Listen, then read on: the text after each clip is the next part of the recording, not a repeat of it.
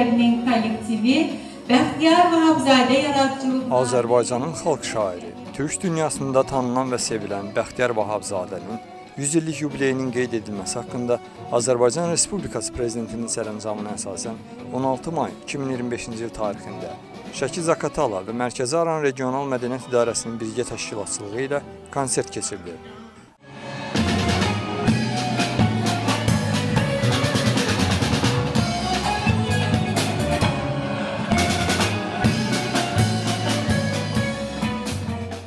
Ağdaş rayon Heydər Əliyev mərkəzində baş tutan konsertdə Şəki Zaqatala və Mərkəzi Aran Regional Mədəniyyət İdarəsinin rəhbərliyi və əməkdaşları, mədəniyyət işçiləri və ictimaiyyət nümayəndələri iştirak edib. Bildiyimiz kimi, Cənab Prezidentimiz İlham Əliyevin müvafiq sərəncamına əsasən ölkəmizdə dahi şairimiz Bəxtiyar Vahabzadənin 100 illiyi qeyd olunur.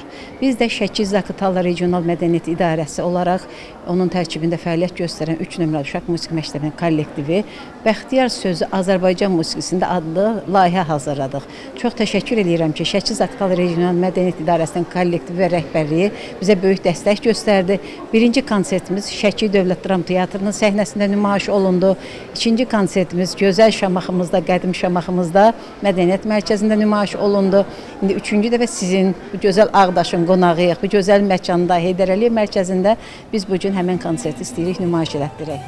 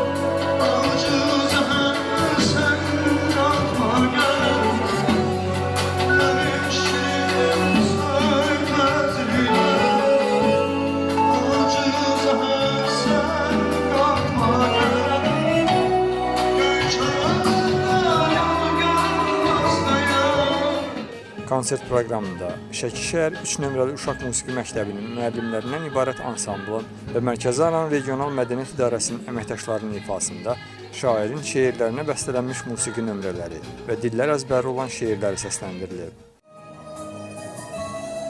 Əsil külək, qopeyli, xəzəl oldu gülüm.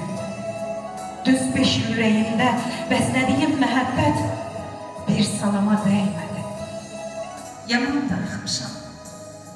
Hər axşam çağı arzumu günəşin telinə sardım. Mənim olsaydı, mən darıxmağı zamana ən uzun ölçü sanardım. Yen yemezdim yere, seni ezdileyin yok, özlemedim sana.